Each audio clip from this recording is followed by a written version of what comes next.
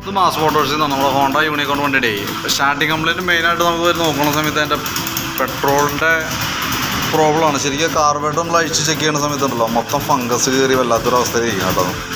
നമ്മൾ എത്ര റെഡി ആക്കിയാലും ആ ഓവർഫ്ലോൻ്റെ കംപ്ലയിൻറ്റ് നമുക്കിതൊന്നും മാറില്ല ഈ കാർബറേറ്ററിൽ. കാരണം എന്ന് വെച്ച് കഴിഞ്ഞാൽ ആ പെട്രോൾ കിടന്ന് മെൽറ്റായിട്ട് വല്ലാത്തൊരവസ്ഥയിൽ ഇപ്പോൾ നിൽക്കുന്നത്. ഇത് എനിക്ക് തോന്നുന്നത് നമ്മൾ 2-3 പ്രാവശ്യം ചെയ്തതാണ്. ഇത് ശരിക്കും കാർബറേറ്റർ അസംബ്ലി പാടി മാറ്റി വയ്ക്കണതായിരിക്കും ഏറ്റവും നല്ലത് കേട്ടോ. കാരണം അതല്ലെങ്കിൽ എപ്പോഴും നമുക്കിങ്ങനെ ഓരോ കംപ്ലയിൻറ്റ്സ് ഇപ്പോൾ ഇങ്ങനെ കാണിച്ചുകൊണ്ടിരിക്കും.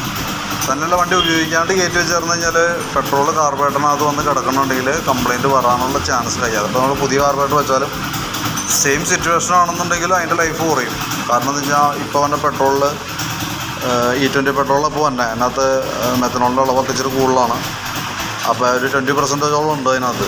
അപ്പോൾ അത് വാട്ടർ കണ്ടൻറ്റായിട്ട് അതിനകത്ത് ഫോം ചെയ്യും. അത് റിയാക്ട് ചെയ്യുമ്പോഴാണ് അലുമിനിയം വെള്ളം കൂടി റിയാക്ട് ചെയ്യുമ്പോൾ തന്നെ ആ ഒരു മെൽറ്റിങ്ങിൻ്റെ ഒരു സ്വഭാവം കാണിക്കുന്നത്. അപ്പോൾ അതുകൊണ്ട് തന്നെ മിസ്റ്റേക്കാണ് കേട്ടോ. ഇതിപ്പോൾ കാർബറേറ്റർ മാറ്റി വയ്ക്കലാണ് ഒരു സൊല്യൂഷനുള്ളൂ. നമ്മളതല്ലാണ്ട് തൽക്കാലം ഇപ്പോൾ അഡ്ജസ്റ്റ് ചെയ്താലും കുറച്ച് നാൾ കഴിയുമ്പോഴത്തേക്കും വീണ്ടും പ്രശ്നം വരും. ഇനി എന്തായാലും അതൊരു മിസ്സിങ് ആയിട്ട് എപ്പോഴും നമുക്ക് നിൽക്കും. അതായത് വണ്ടി ഓടിക്കുന്ന സമയത്ത് ഒരു കറക്റ്റ് കംഫർട്ട് കിട്ടാത്തൊരു കണ്ടീഷനിൽ ഇങ്ങനെ എപ്പോഴും ഒരു പെട്രോൾ കിട്ടാത്തൊരു ഫീല് പോലെ ഉണ്ടാവും. അത് മാറ്റി വയ്ക്കുന്നതാണ് ഏറ്റവും ബെറ്റർ. ഓക്കെ.